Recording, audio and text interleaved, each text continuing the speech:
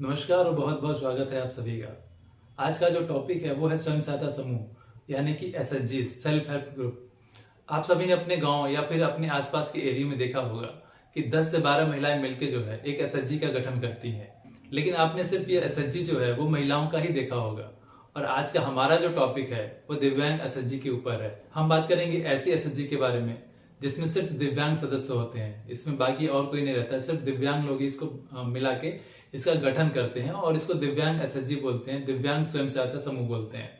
यह समूह भी ऐसे ही काम करता है जैसे बाकी समूह काम करता है और इस समूह को भी वही सारी फैसिलिटीज मिलती हैं, वो सारी सुविधाएं मिलती हैं जो बाकी अन्य समूह को मिलती हैं। दिव्यांग समूह बनाने का उद्देश्य ये है कि ग्राम पंचायत स्तर पे जो भी दिव्यांग हैं वो सब एक जगह एकजुट हो जाएं और एकजुट होने के बाद वो भी जो है छोटी छोटी जमा राशि इकट्ठा करें और उनकी आजीविका उससे थोड़ी सशक्त हो और एसएचजी के माध्यम से वो इंटर लोनिंग भी कर सके और अपने ग्राम पंचायत स्तर पे ही कोई रोजगार की शुरुआत कर सके जिससे उनका आजीविका थोड़ा सा सशक्त हो जाए। दिव्यांग एसएचजी की जो सबसे अच्छी बात है वो ये है कि इसमें कम से कम 5 सदस्य होने चाहिए इसका गठन करने के लिए। अगर आप महिला समूह की बात करते हो तो उसमें कम से कम आपको 10 से 12 सदस्य चाहिए, तभी जाके आप जो है समूह का गठन कर सकते हो।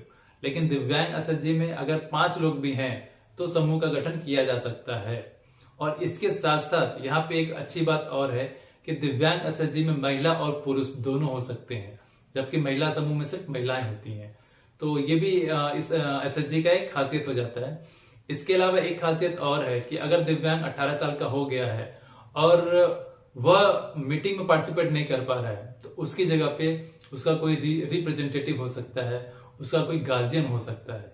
तो ये 3 चीजें जो हैं इस एसएचजी को बहुत ही बेहतरीन बना देती हैं। लेकिन जागरूकता के अभाव के कारण ये एसएचजी ग्राम पंचायत स्तर पर नहीं बन पा रहा है। बहुत कम ही जगहों पे, कम ही ब्लॉक में ये देखने को मिलता है जहाँ पे दिव्यांग एसएचजी काम कर रहे हैं और खास करके दिव्यांग एसएचजी वही काम कर रहे हैं जहाँ पे कोई एनजीओ दिव्यांगों के लिए काम कर रही है और उन्हीं के द्वारा जो है इस एसएचजी का गठन किया जा रहा है। और ऐसे कुछ लोग जिनको उनका जानकारी है तो वो लोग भी इस तरह के एसएचजी का गठन कर दे रहे हैं। लेकिन ये संख्या बहुत ही कम है और लोगों में जागरूकता के अभाव के कारण दिव्यांग लोग इस सरकार की इस योजना का जो है लाभ नहीं ले पा रहे हैं। तो आज इस वीडियो का उद्देश्य यही है कि ज्यादा से ज्यादा लोगों को दिव्यांग एसएचजी के बारे में जानकारी देना और इस एसएचजी के माध्यम से वो लाभ ले सके, वो कोई ना कोई इंटर लोनिंग करके कोई रोजगार शुरू कर सके।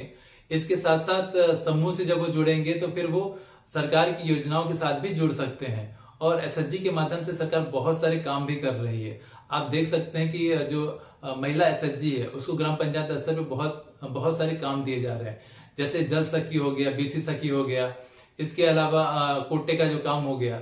इन सब जगहों पे जो है एसएचजी के महिलाओं को काम पे लगाया जा रहा है। तो अगर दिव्यांग भी अपना एसएचजी बना लेते हैं तो इन सब कामों के लिए वो पात्र हो जाएंगे और उनको भी काम करने का एक मौका मिल जाएगा, रोजगार का एक बेहतर मौका मिल सकता है।